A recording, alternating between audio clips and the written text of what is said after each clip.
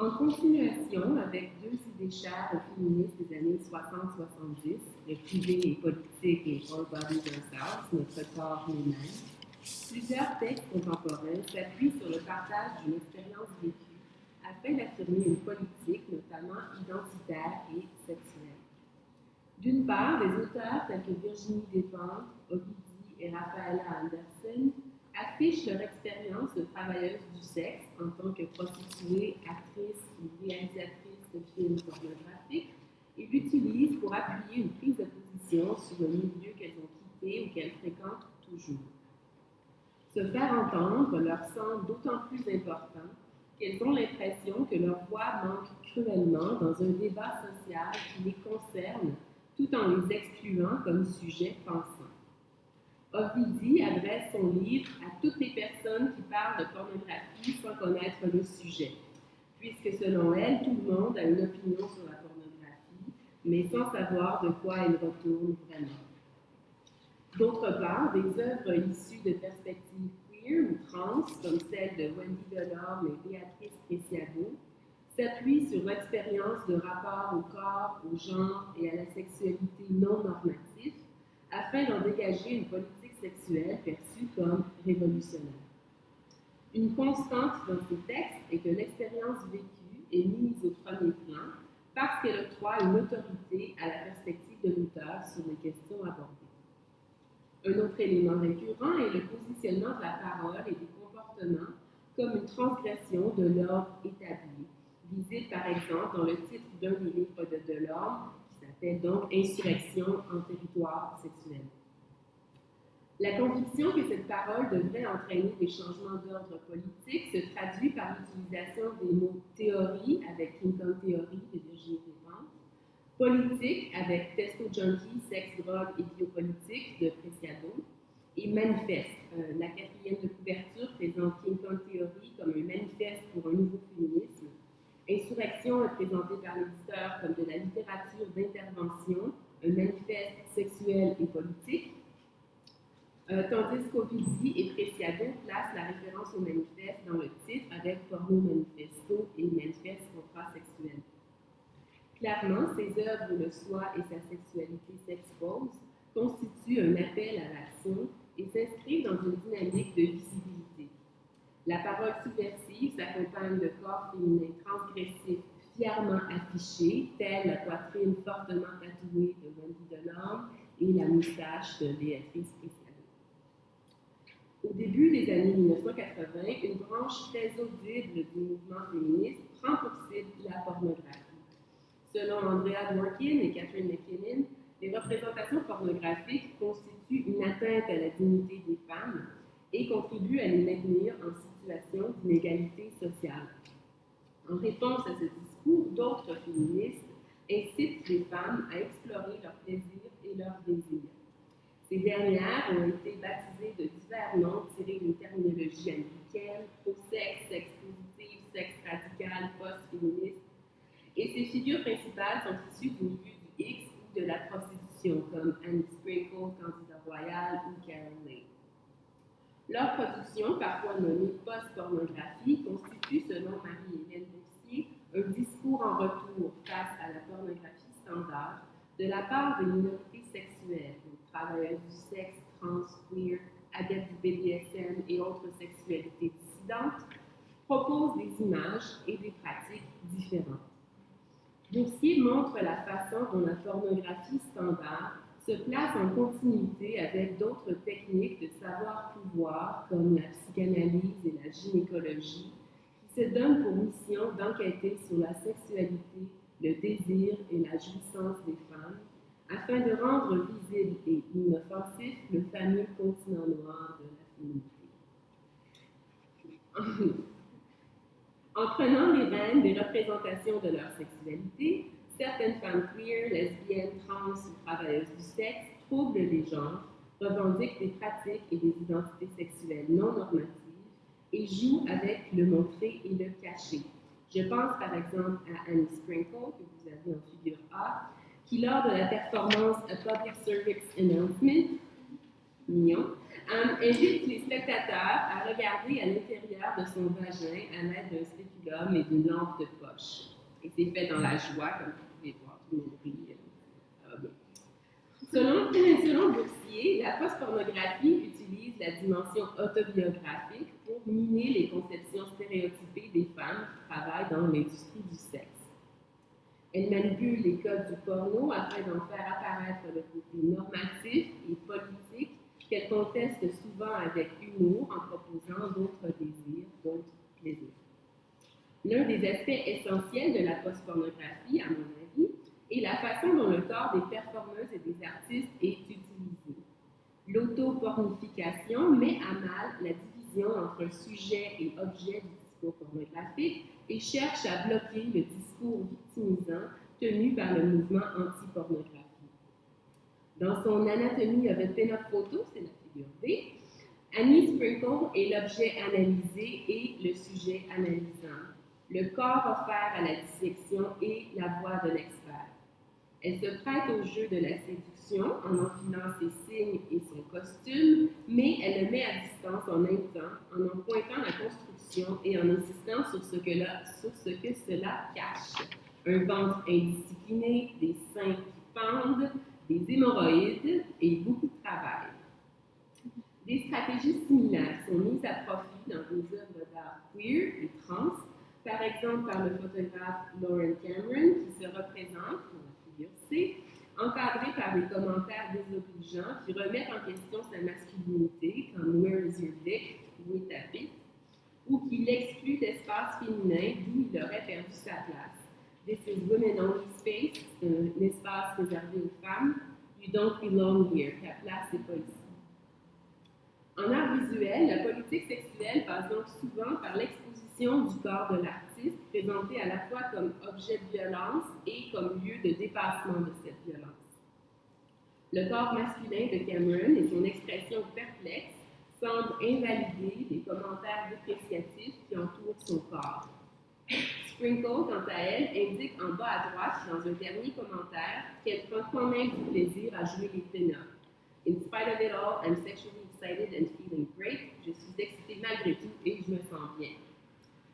En littérature, les stratégies diffèrent bien entendu, mais le soi est encore une fois exhibé, souvent déjà en couverture où trône une photo de l'auteur, nous incitant à lier l'expérience à la personnalité publique aisément reconnaissable.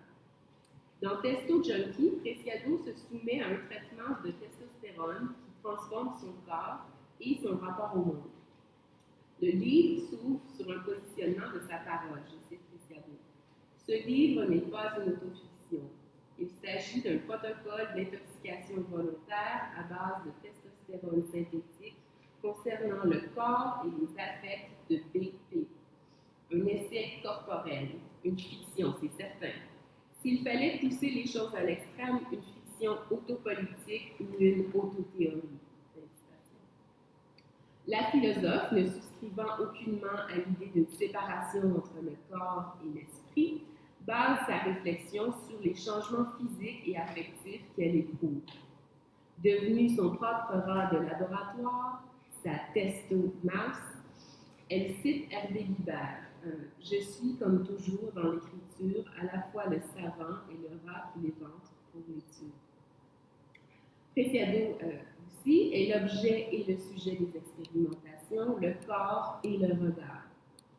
Ce sont moins ses particularités qui l'intéressent, mais plutôt ce qu'elle partage avec les autres corps transformés et transformables.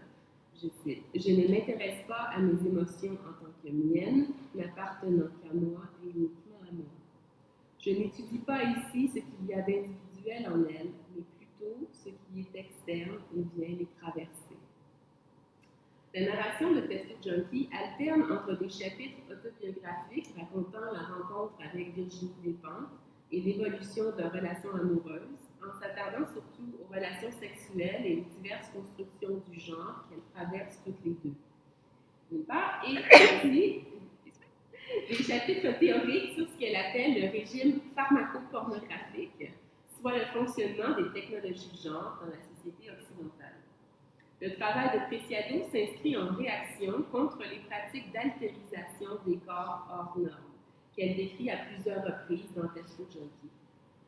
Elle commente notamment une photographie datant de la fin du 19e siècle où un médecin expose le bas-ventre d'une personne hermaphrodite.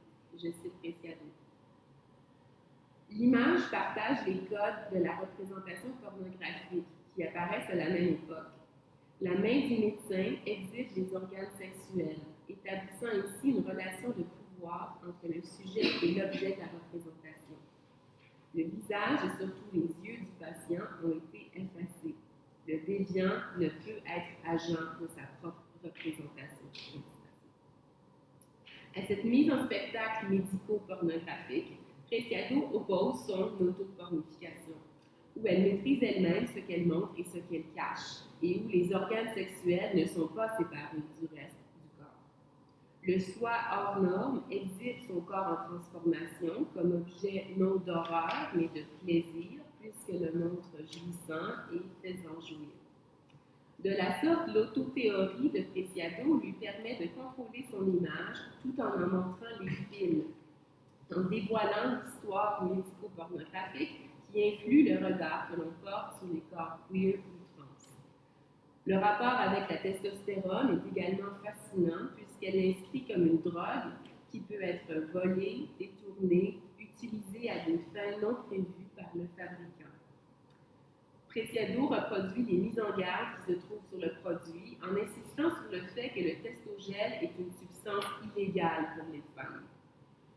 En se médicamentant elle-même avec du testogel obtenu de façon illicite et en affirmant qu'elle ne cherche pas à devenir un homme, Preciado détourne à la fois la fonction du produit destiné aux bio-hommes et son usage habituel par les hommes trans. Elle considère son geste comme un piratage du genre, posé en contestation de l'autorité de l'État et de la médecine à réguler les genres. Dans l'essai autobiographique King Kong Theory, Despentes s'appuie d'une part sur son expérience personnelle du viol et de la prostitution occasionnelle, et d'autre part sur la réception troubleuse du livre et du film Baise-moi, pour étudier les mécanismes de répression de la sexualité des femmes et l'imposition de la féminité normative. Après le viol, elle cherche réconfort et compréhension dans les livres, mais ne trouve rien qui puisse l'aider. Je cite. Ce trauma-là n'entrait pas en littérature.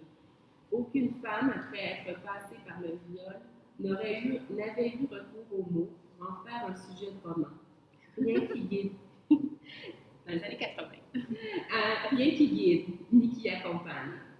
C'est extraordinaire qu'entre femmes, on ne dise rien aux jeunes filles, pas le moindre passage de savoir, de consignes de survie, de conseils pratiques et simples. Rien. Cette absence de transmission laisse la jeune femme dans la honte et dans la solitude jusqu'à ce qu'elle tombe par hasard sur un article de la féministe américaine Camille Paglia, pour qui le viol était, je cite, un risque que les femmes doivent prendre en compte et accepter de courir si elles veulent sortir de chez elles et circuler librement. Si ça t'arrive, remets-toi debout, dust yourself et passe à autre chose. Sur le coup, Despentes est choquée, évidemment, mais tout de suite après, elle se sent libérée, ce qu'elle explique de la façon suivante, je cite Despentes. Pour la première fois, quelqu'un valorisait la faculté de s'en remettre. Paglia nous permettait de nous imaginer en guerrière, non plus responsable personnellement de ce qu'elle avait bien cherché, mais victime ordinaire de ce qu'il faut s'attendre à endurer si on est femme et qu'on veut s'aventurer à l'extérieur. Elle était la première à sortir le viol du cauchemar absolu, du non-dit, de ce qui ne doit surtout jamais arriver. Elle en faisait une circonstance politique. Pour la jeune Despentes, la lecture de Paglia est une clé pour sortir de la victimisation et regarder en avant. Et avec King Theory, Despentes participe à la transmission dont elle déplorait l'absence. En publiant des textes à teneur autobiographique, Despentes, Preciado, Delorme, Anderson et Obiti créent un savoir sur les rapports au corps émergents et rendent possibles les bases pour asseoir une communauté. Au silence autour du viol correspond, selon Despentes, le silence autour de l'expérience de la prostitution et de la pornographie. Elle signale l'importance qu'a eu pour elle la lecture des textes engagés des féministes américaines pro-sexe. Je cite, « Qu'aucun de leurs textes ne soit traduit en français n'est pas un hasard. Le désert théorique auquel la France se condamne est une stratégie. Il faut tenir la prostitution dans la honte et l'obscurité pour protéger autant que possible la cellule familiale classique. » De même, Marie-Hélène Boursier dénonce régulièrement la non-traduction des textes fondateurs du féminisme américain contemporain, ainsi que des textes de militants et théoriciens queer et trans. L'ouvrage collectif Q comme queer, par exemple, résume plusieurs de ces textes avec la mention « à traduire d'urgence ». Selon Boursier, Despentes et Delorme, il faut dépasser le stade du mépris des États-Unis, visible dans une grande partie de la culture de l'élite française, puisque du côté des cultures sexuelles minoritaires, beaucoup de choses positives se passent là-bas, notamment à San Francisco, un lieu de possibilités qui revient constamment dans la prose de l'homme, par exemple. Elles reconnaissent donc une filiation du côté américain plutôt que du côté français, clairement, ce qui est visible dans leur adoption de plusieurs mots anglais renvoyant à des identités et des pratiques qui n'ont pas d'équivalent satisfaisant en français, comme queer, femme, butch, fisting, bondage, etc. La parole de ces révoltés du genre se construit en réseau aussi.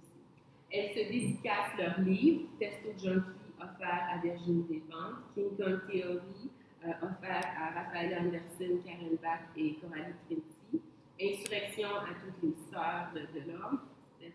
Donc, elles se citent aussi l'une l'autre, suggèrent des lectures, construisent des bibliographies où les mêmes références reviennent. Encore et encore, les noms d'Annie Sprinkle, Candida Royal, Carol Leigh, Pat Califia aussi sont répétés toujours, de même que ceux de Judith Butler, Linda Williams, Donna Haraway et Monique Wittig.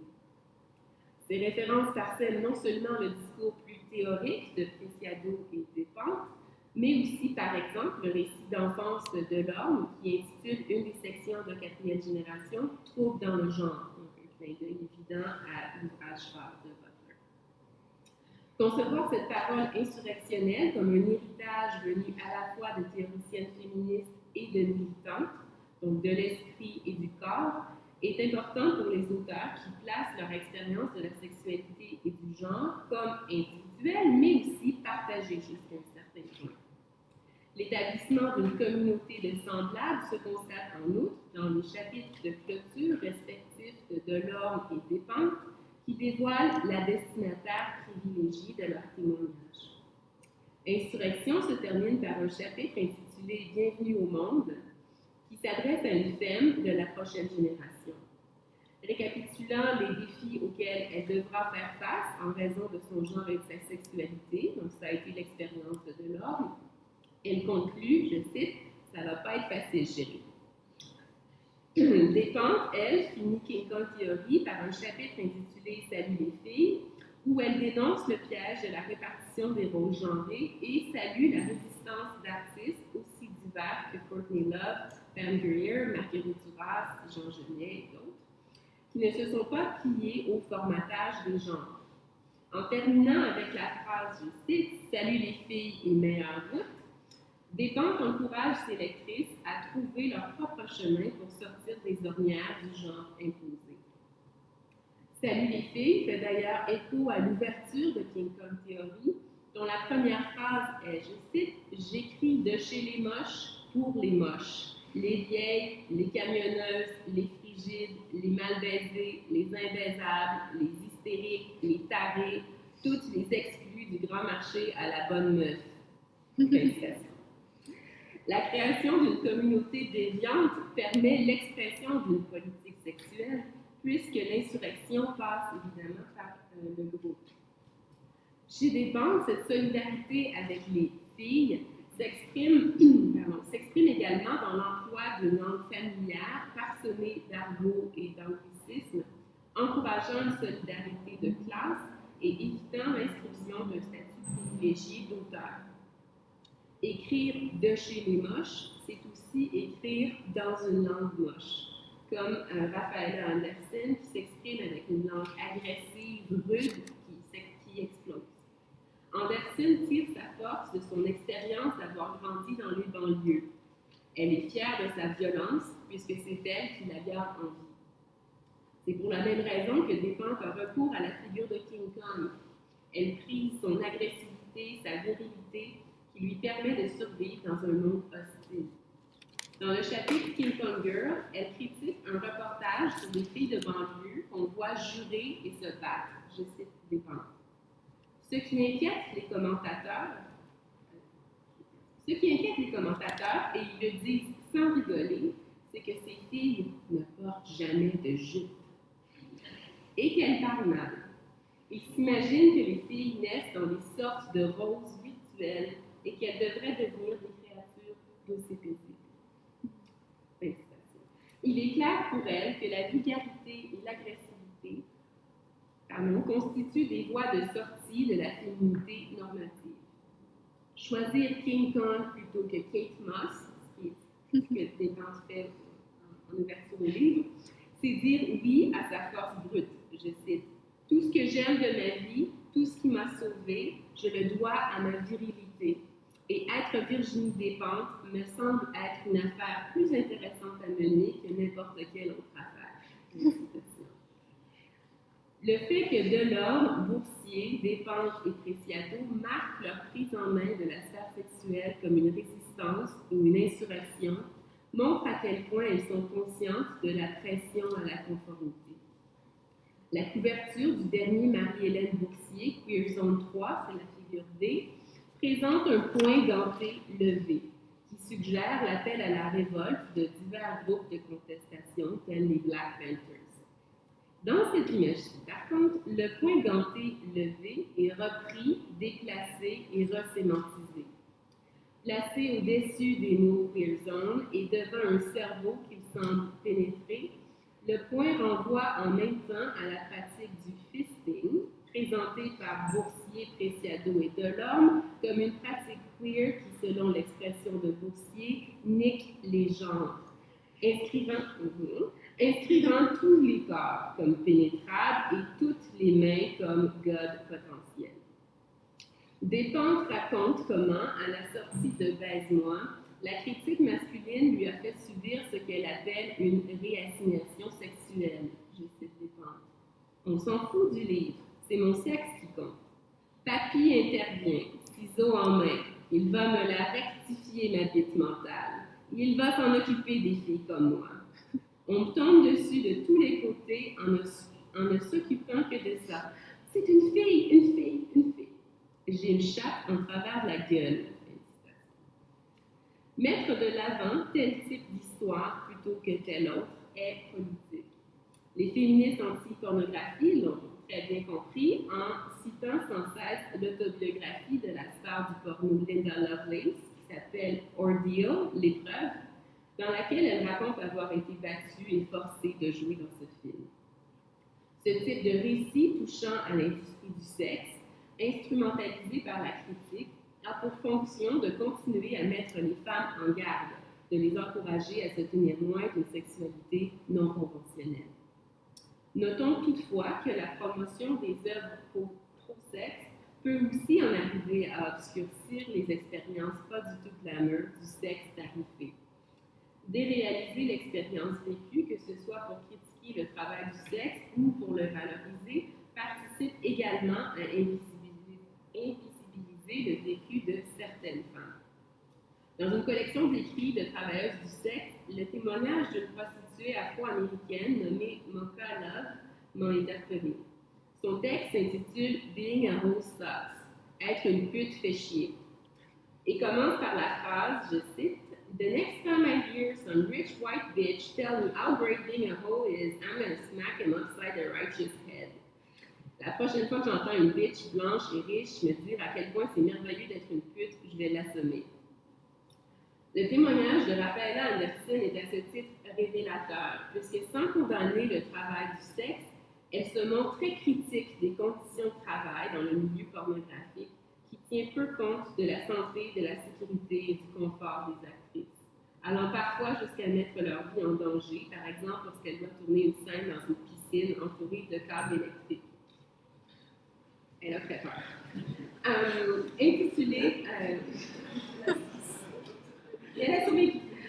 Intitulé son récit Hard, c'est évidemment faire référence à son métier de hardeuse, mais aussi signaler comment ce métier est difficile, physiquement, affectivement et socialement.